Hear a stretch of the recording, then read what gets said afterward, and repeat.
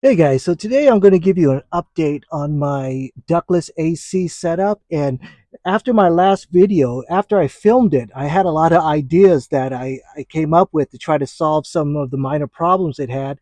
And at the same time, after I posted the videos, a lot of you guys had the same concerns and even some of the same solutions that I already had in my mind. So today, I want to do a follow-up video so that you guys can rest assured I am addressing those things, and I do have a solution for the things that you guys mentioned in your comments. So let's take a look at it.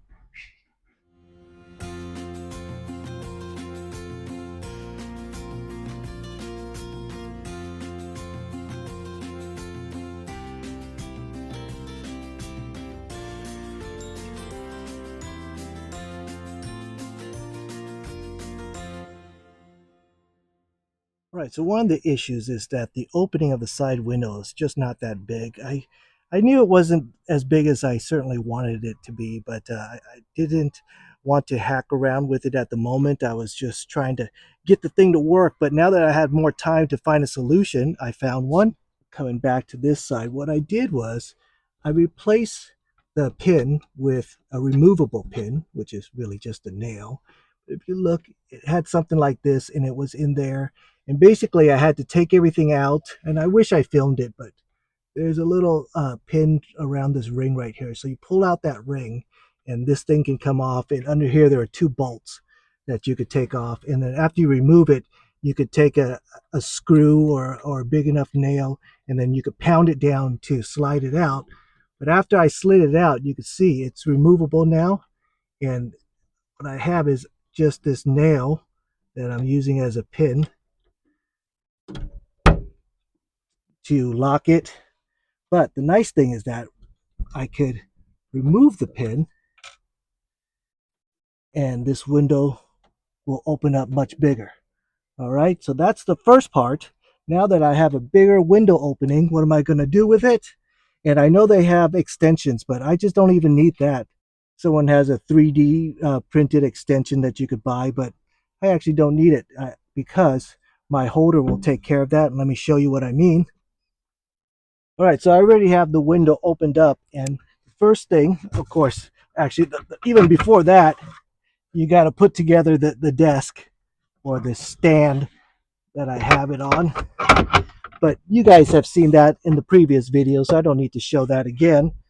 But what I have is now I have a divider on this so that the air intake and exhaust will be more separated, and you can see there's an angle to it, and that angle should fit the window perfectly.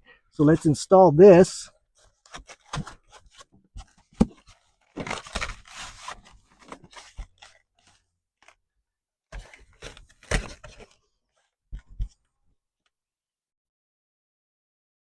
And now that I have that there, I could put the AC up,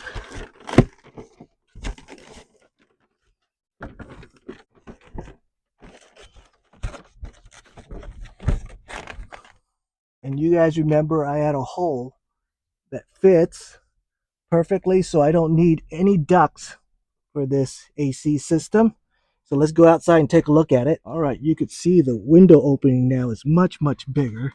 And you can see there is a divider between the exhaust and the intake. So they're separated, and there's so much more room for them to exhaust. So the air is not going to mix at all anymore. And you can see big window opening just because I removed that pin.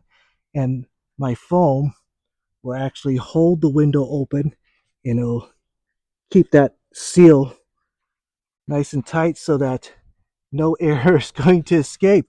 That's going to work out great. Okay, something I also didn't go into enough detail about is the power station I'm running. This is the FosseBot F1800. It's 1800 watts and 1024 watt hours. Is this going to run my AC unit all night? No, it will not. But I also have an auxiliary battery,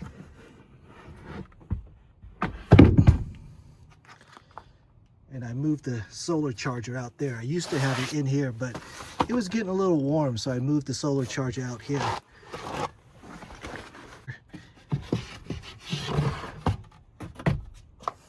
All right, underneath my bed is this lead time 100 amp hour battery, and it is super flat. You can see, and that's why I'm able to have all my bedding and all that stuff in here and still have room for the battery. But this is 100 amp hours.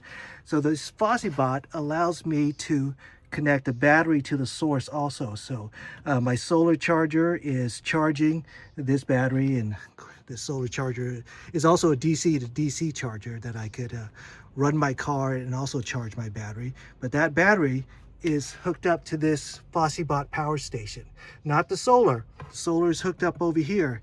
So the battery's here, the solar's hooked up here. So this acts as an auxiliary battery to supplement that battery right there. So I should have a decent amount of power, but you know, probably not enough to run it all night, but it will definitely get me cooler.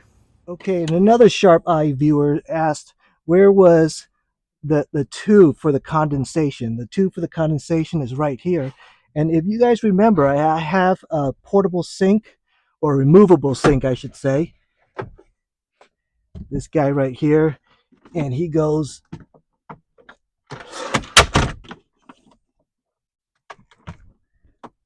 just like that. But it doesn't always have to be for just a sink. It could be for my condensation tube. So for the condensation tube, I'll just put it down here, plug it in the back, and then I have a drainage for my condensation for the AC.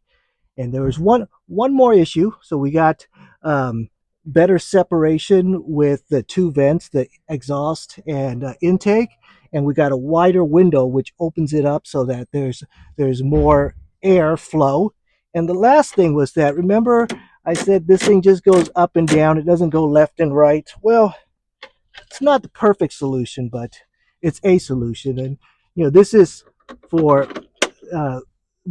this comes with the unit, and it's for when you use the tubing, this tubing. So like, for instance, when you're in a tent and the AC unit is sitting outside, you know, you use the tube and then have cold air blow inside your tent. But you can see the tube, it's a little, I could connect it like this, and it's a little cumbersome, but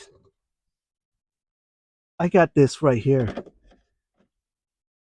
And that should allow me to adjust it so that it will blow in my face pretty well while I'm over here.